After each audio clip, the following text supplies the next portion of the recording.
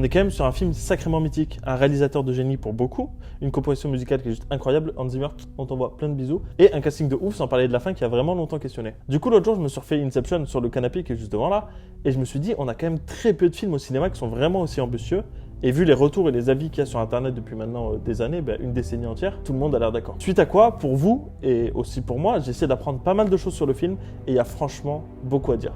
Bienvenue dans les Cinéglottes.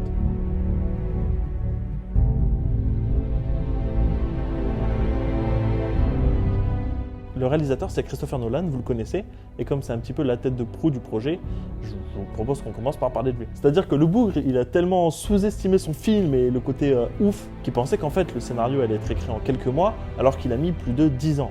2 ans, ça fait un petit paquet d'années, il a fait pas mal de films entre-temps d'ailleurs. Bon, je suppose que vous savez tous pourquoi le film s'appelle Inception. Inception, en français, ça veut littéralement dire origine au début, et ça renvoie au fait de s'introduire dans l'esprit des gens, dans les rêves des gens, ce que fait le film, pour y intégrer une idée de départ. On a tous et toutes déjà entendu parler des rêves lucides, et même les plus grands auteurs de ce monde ont déjà fantasmé dessus. Bon là c'est un poil différent, puisque Inception part du principe qu'il est possible de partager ses rêves, rêves qui semblent totalement réels tant qu'on est endormi. C'est un peu le truc du film. Évidemment on a affaire à des voleurs, donc des braquages de rêves, et c'est un peu dans cet état subconscient que nos secrets les plus enfouis peuvent remonter, et ainsi être dérobés. Une simple idée sortie de l'esprit humain est capable d'ériger des villes.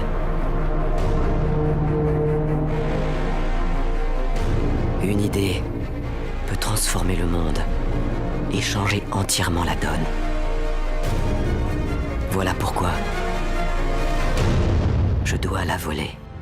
En général, quand on veut raccourcir la durée de tournage d'un film, on envoie 2 équipes de tournage en même temps. C'est-à-dire que par exemple, d'un côté ici, on pourrait avoir Christopher Nolan avec DiCaprio et Ellen Page qui sont à Paris en train de tourner leur scène. Et de l'autre côté, on pourrait avoir Joseph Gordon-Levitt qui est avec l'assistant réalisateur par exemple et des figurants cascadeurs pour tourner ses scènes dans l'hôtel quand il est seul. Sauf que sur ce film et sur The Dark Knight d'ailleurs, c'est les 2 seuls films où il a fait ça, c'est vraiment un obsessionnel du contrôle. Et ça se voit, je pense qu'il a la main mise sur tout. En fait, il a envie qu'il y ait une seule équipe de tournage, comme ça il est vraiment présent à toutes les scènes pour contrôler ce qui se passe en fait, tout simplement. Vous savez, Marion Cotillard elle joue dans Inception et elle a aussi eu un Oscar il y a quelques années pour le film La Môme, que vous connaissez sûrement pour son interprétation d'Edith Piaf. Et bien figurez-vous qu'il y a une chanson d'Edith Piaf dans le film qui est au ralenti, sauf que cette chanson-là a été décidée avant que Marion Cotillard rejoigne le casting. Ce qui fait que quand Nolan a su que c'est Marion Cotillard qui rejoignait le casting, il a décidé de retirer la chanson, mais c'est Hans Zimmer qui l'a convaincu de la garder. Et à la sortie du film, il s'est fait entre guillemets critiquer, vous savez, les fameux haters qui racontent de la merde, parce qu'apparemment ce serait pas une coïncidence que Marion Cotillard, qui a joué Edith Piaf, se retrouve dans son film avec une musique d'Edith Piaf. Enfin bref, toutes les excuses sont bonnes à prendre pour les gens qui racontent n'importe quoi. Autre petite coïncidence étrange, vous savez, on parlait de la musique d'Edith Piaf, qui s'appelle Non, je ne regrette rien. La première fois qu'elle a été enregistrée, elle a duré un total de 2 minutes et 28 secondes,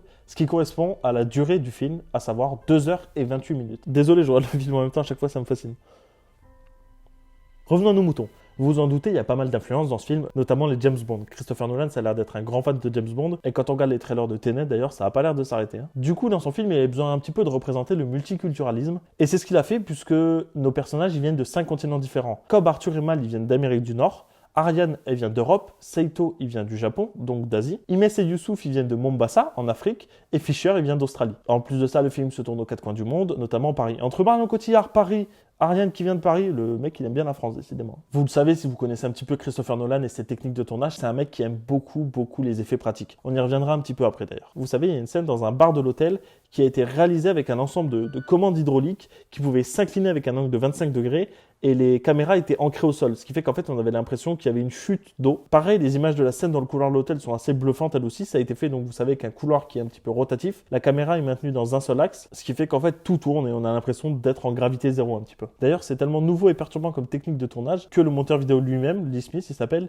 il a été désorienté par les images qu'il a vues la première fois, il s'est demandé comment c'était vraiment faisable, puisque quand le monteur il voit les rushs, il n'y a pas les effets spéciaux encore, donc bon, il savait que c'était pas des effets spéciaux quoi. En autre effet pratique, vous savez, on a la forteresse qui est dans la neige, qui a été construite dans les rocheuses canadiennes à échelle réelle, et elle a été réellement explosée aussi derrière pour les besoins du film quoi. Ça laisse pas de traces. Mais combien de personnes rêveraient d'y aller franchement maintenant? Bon, vous avez compris, c'est bourré d'effets pratiques, on va passer assez vite du coup, vous savez, les explosions l'explosion dans Paris, ça a été fait avec un canon à air ultra puissant. Et pareil, l'inondation au début du château de Saito a été accomplie avec des canons à air créant des jets d'eau vraiment à haute pression. Pour la petite stat intéressante, le film ne contient à peu près que 400 plans truqués, ce qui est un peu moins de 5 fois moins que la normale des films de ce type-là, surtout pour un film de 2h30. Quoi. Si vous avez vu le film, vous savez qui c'est, Maurice Fisher.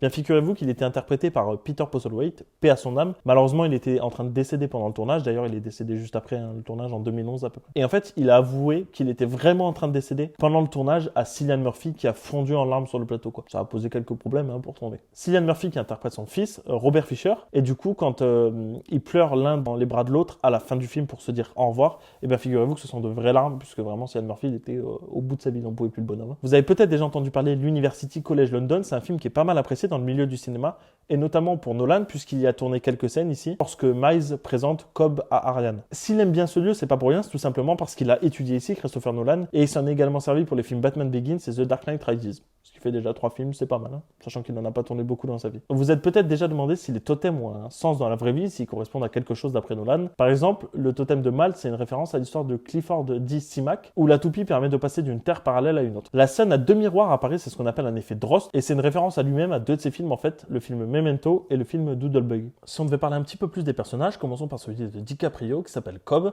C'est une référence à son premier film, The Following, où il avait déjà nommé l'un de ses personnages Cobb, et s'il aime bien ce nom, c'est pas pour rien, c'est une référence à Henry Cobb, à savoir un architecte américain qui a bâti pas mal de gratte-ciel.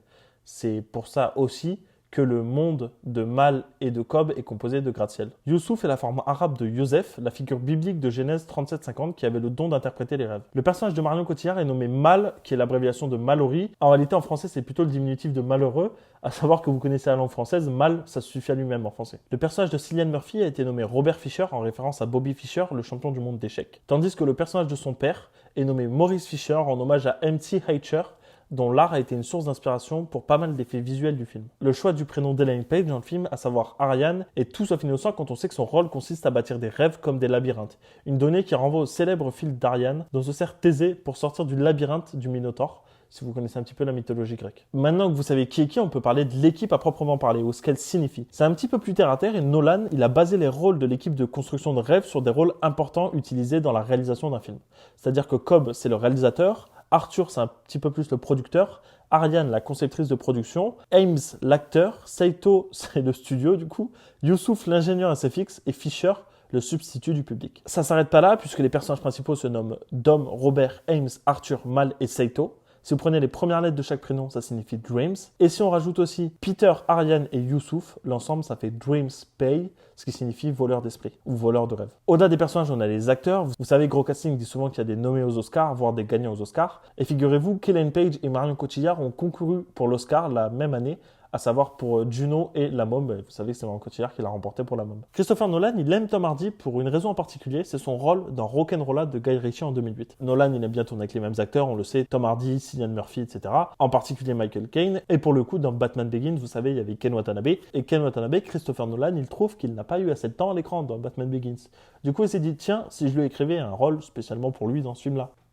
C'est comme ça qu'il a écrit Saito. Marion Cotillard, Tom Hardy, Joseph Gordon-Levitt, Cillian Murphy et Michael Caine ont travaillé ensemble sur The Dark Knight Rises. Nolan, c'est un mec généreux, il a fait jouer dans le film sa cousine, qui s'appelle Miranda Nolan, et son fils bébé, Magnus, qui incarne James à 20 mois. En parlant du casting, il y en a à qui ça va déplaire, Brad Pitt a refusé le rôle de Cobb, et il y a une autre personne, Joss, si tu passes par là, je te fais un coucou, Will Smith a aussi refusé le rôle de Cobb. Kate Winslet était le premier choix pour incarner Mal, mais elle a refusé parce qu'elle avait pas du tout envie de jouer ce rôle-là. C'est vraiment une question de dignité, je crois.